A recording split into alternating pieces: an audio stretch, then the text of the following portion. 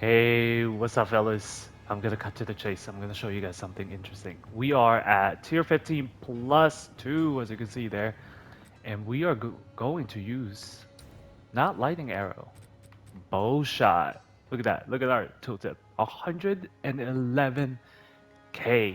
This is possible because of Widow Hail crude bow in our quiver here. And watch, once I'm buffed up with Tailwind, let's check that right now. We're at 128k, fellas. 128k, and we're not even there yet. So, as you can see here, we're proccing freezing as well. See, no problem. This is tier 15 plus 2. I am not. I am basically proccing, one-shotting everything. So if we look at a buff here, we're at 198. I think we can go over 200 here once our skill gem is working. 185, because we have a skill gem that increases our crit chance by 100%. And every time we hit a crit, that'll reset, but look at that, 204k on our bow shot. And we're still proccing Herald of Ice. We're still proccing Herald of Thunder. We're still gonna use lightning rods for boss DPS, Orb of Storm, Cast on Shock. They're still gonna work, but our main mapping is bow shot. And why we're doing this is because we won't need to use mana. We can just keep shooting this, and we're still gonna benefit from Herald of Ice and Herald of Thunder. And the reason why I'm not using Lightning Arrow is because I run out of mana too fast. I don't have that expensive ring that gives mana on hit.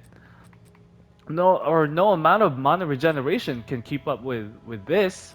It's just it's just painful. So why not bow shot? You know, why not? I can do the same thing pretty much. Boss fight.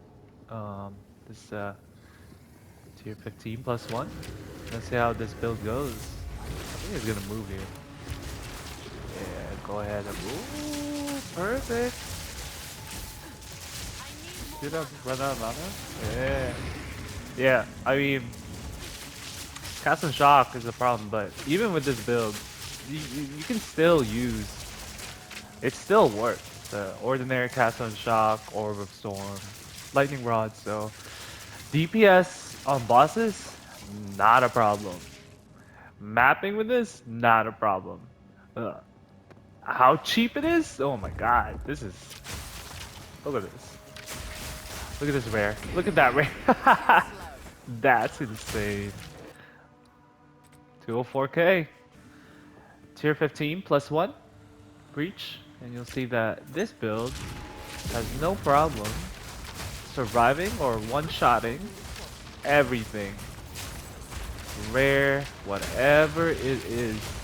Because you are... Oh, crude bow? Go. Where are we going? I think we're going up. I think we're going up. Yeah, there you go. See, you're still doing the same thing. Like we are 191k at the moment. There's a guy at me. But we're using bow shot, which is ridiculous to me. Same effect as lightning arrow, but we're not using any mana, as you can see here. It is a joke. Let's see, 178. Trying to hit that 200k. No, is that it? No, I went on the wrong side. So let's go over the skill gems here, or the support gems. So bow shot, we're using bow shot. Same typical lightning arrow support gem. We have martial tempo for attack speed, primal armament for elemental damage, because that's the most important part here, because we're doing lightning and cold, and we want to buff those two up.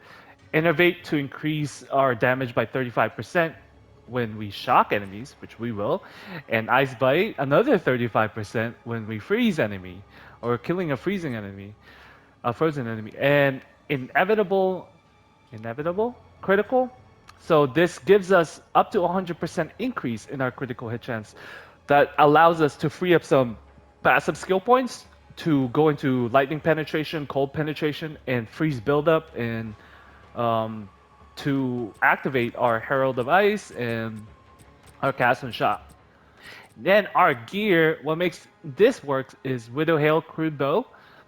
I bought this for 26 exalts, so 261 increased bonuses.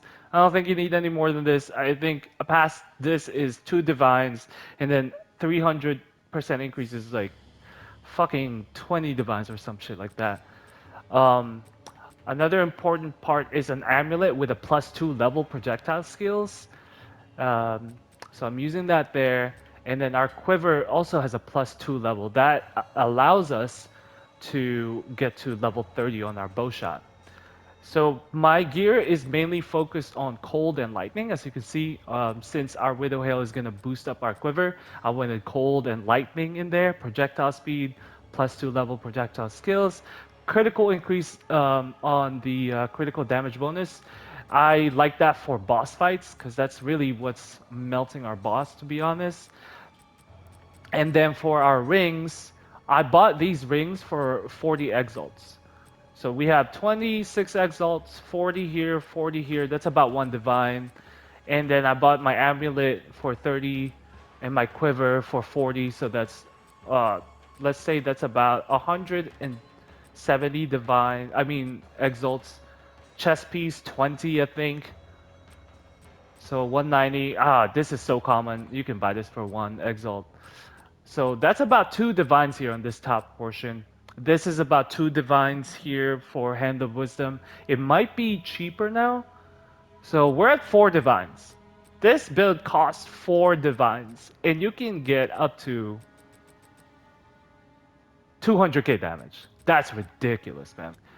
And then this is our skill tree. I will go over this real quickly. And when I finalize this build, I'll go over it more in depth.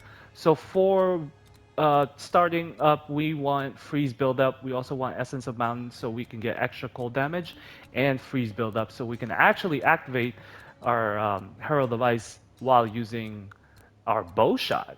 And then we have Mindful Awareness for Evasion Rating and Energy Shield. We're also going to grab Essence of Storm for extra lightning damage and Chance to Shock, which is very important so we can proc our Herald of Thunder more frequently with our bow shot. We're also going to grab Val Wounds for 33% increased damage against enemies that are affected by elemental ailments. And then most importantly, we're going to grab all our quiver bonuses. And then all the other nodes are going to be intelligence, so we can stack lightning damage using Hand of Wisdom. Then we're going to grab Catalyst for more elemental damage. We're going to grab this jewel slot, and then we're going to go all the way here, grab this jewel slot.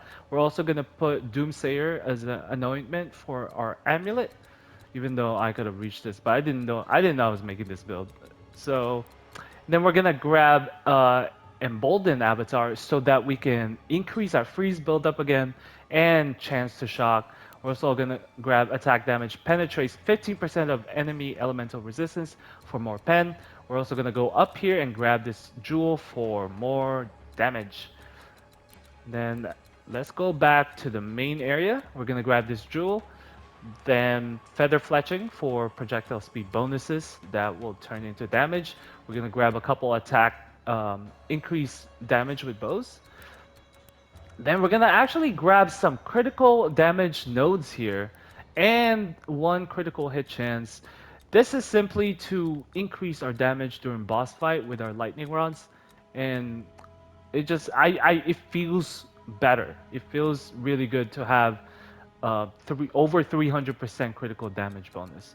We're gonna grab Herald of Coming Calamity for our increase in Herald of Ice and Herald of Thunder. Then we're gonna grab our Dexterity Attack Speed combination, Falcon Technique. We're gonna go up here and grab Cold and Lightning Penetration. Then up here for Kite Runner for a 30% increase in damage, projectile speed, and projectile damage.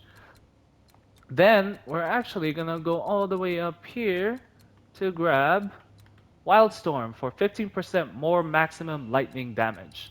Oh, by the way, I forgot to mention These jewels here are very good. That's why I prioritize jewel slots.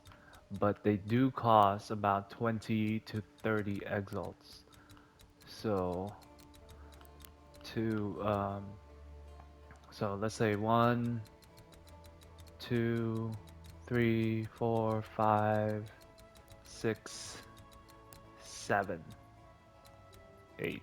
I think 8. So that's about, ooh, that is a lot. Okay, so that's about 2 divines there. Once I have a better finalized build, I'll put up a better guide than this. Okay, peace.